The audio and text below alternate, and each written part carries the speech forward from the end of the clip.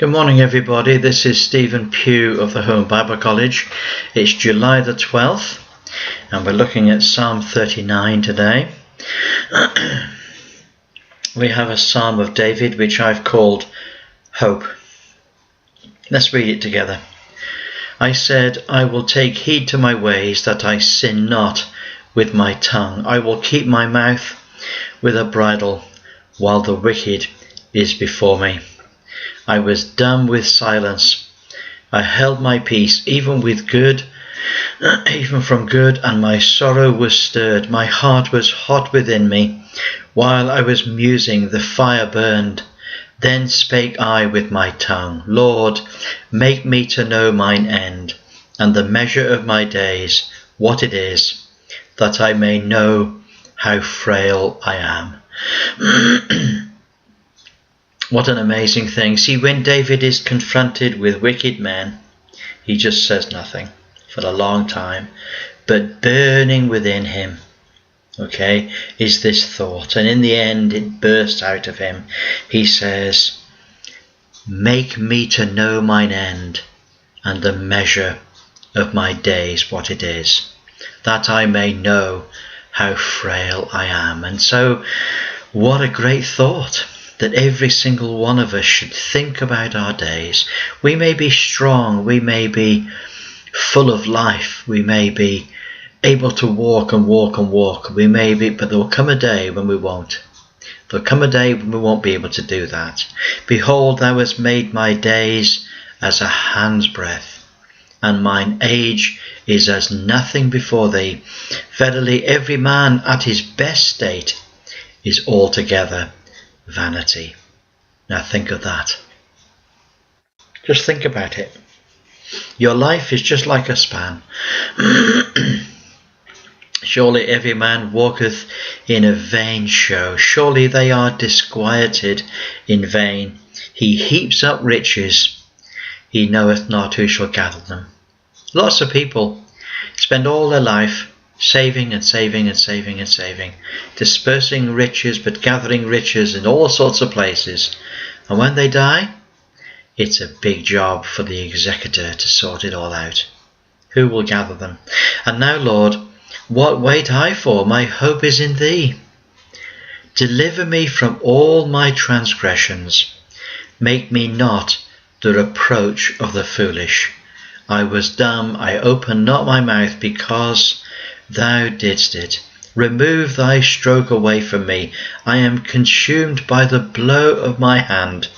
When thou rebukest, dost correct man for his iniquity. You see, in the old covenant, when a man sinned, the Lord rebuked him, and the Lord humbled him. It's called the stroke of the Lord. It's when the Lord strikes at a man to get his attention, to say, Hoi, you've sinned. Thou makest his beauty to consume away like a moth. Surely every man is vanity. Think of that. Hear my prayer, O Lord.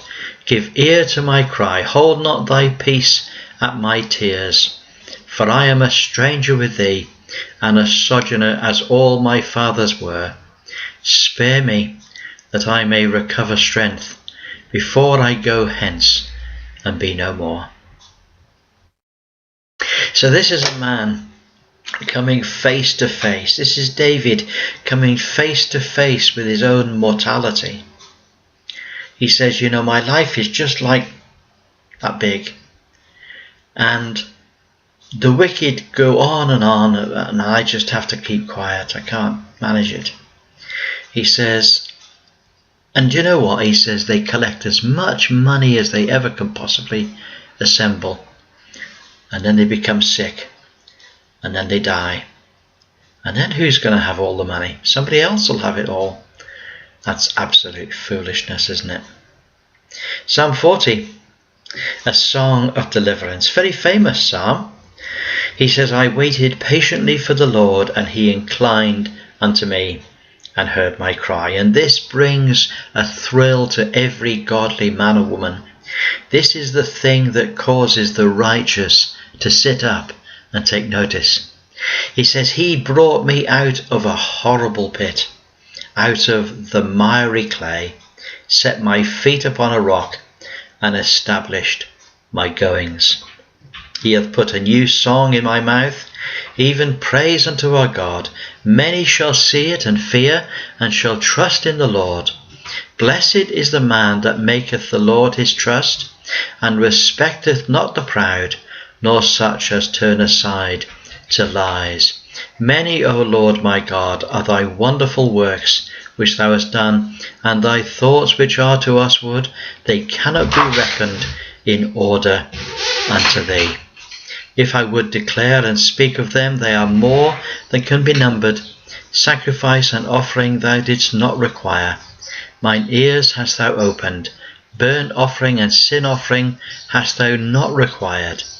Then said I, Lo, I come. In the volume of the book it is written of me, I delight to do thy will, O my God. Yea, thy law is within my heart. I have preached righteousness in the great congregation. Lo, I have not refrained my lips, O Lord, thou knowest. I have not hid thy righteousness within my heart. I have declared thy faithfulness and thy salvation.